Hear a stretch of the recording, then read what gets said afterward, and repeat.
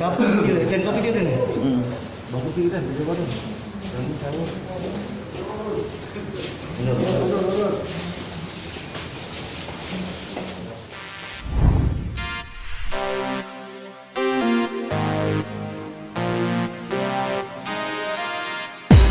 Tentang media, sebelumnya saya minta maaf dulu yang sebesar-besarnya kepada korban, kepada keluarga korban, kepada semua pihak yang ada di belakang korban dan juga pihak siloam. Saya mengakui saya sudah melakukan tindakan yang kurang baik, dikarenakan saya mungkin juga sudah kelelahan karena sudah 4 hari saya harus menjaga anak saya, ditambah lagi di bulan Ramadan ini, dan juga bahwa dengan panas matahari ya semuanya saya tersulut emosi sesaat itu saja, dan saya mau seperti kita ketahui bersama, kronologisnya adalah ketika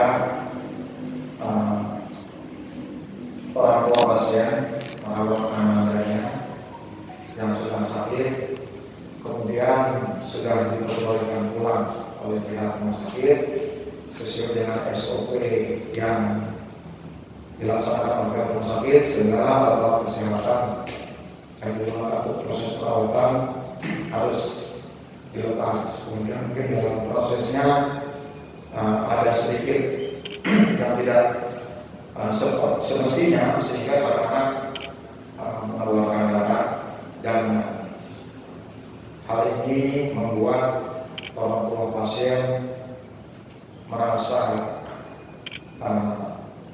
harus melaporkan kepada suaminya, yaitu saudara pelaku. Kemudian sang suami datang ke rumah sakit, mendengar kabar putranya menangis terus, mungkin emosi. Ya.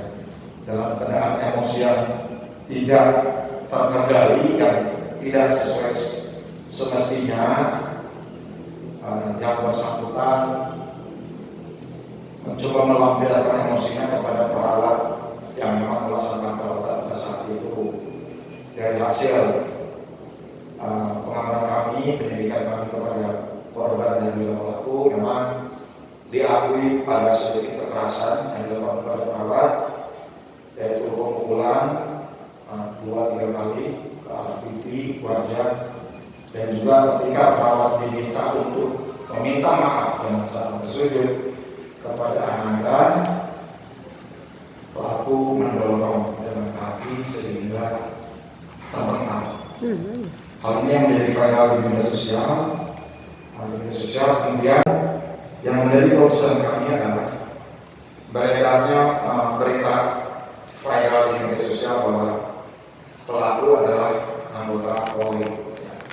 Hal ini kalau kita amati dari video yang beredar juga bahwa tidak ada pengakuan dari pelaku bahwa dia anggota Polri.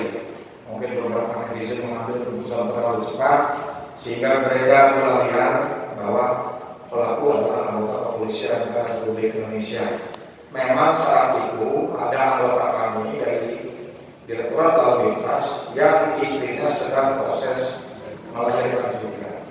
Ketika dari di kamar 626 kamar tersebut ada Jason, anggota kami tersebut mencoba untuk melerai, ya. Kemudian pelaku sempat emosi, namun ke depannya pelaku mengakui bahwa dia emosi. Ya, jadi bahwa hal ini diluruskan juga bahwa pelaku bukan anggota Polri dan pelaku juga tidak mengakui sebagai anggota Polri. Kemudian yang terakhir, dari pengalaman ini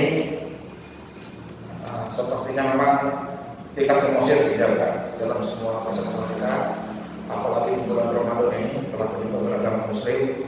Saya harapkan kita semua, terutama pelaku, masuk GT, bisa menekan emosinya sehingga hal tidak perlu terjadi, jangan terjadi lagi di Kota Palembang. Kemudian Satreskrim Polres Palembang akan menindaklanjuti perkara ini secara profesional dan transparan.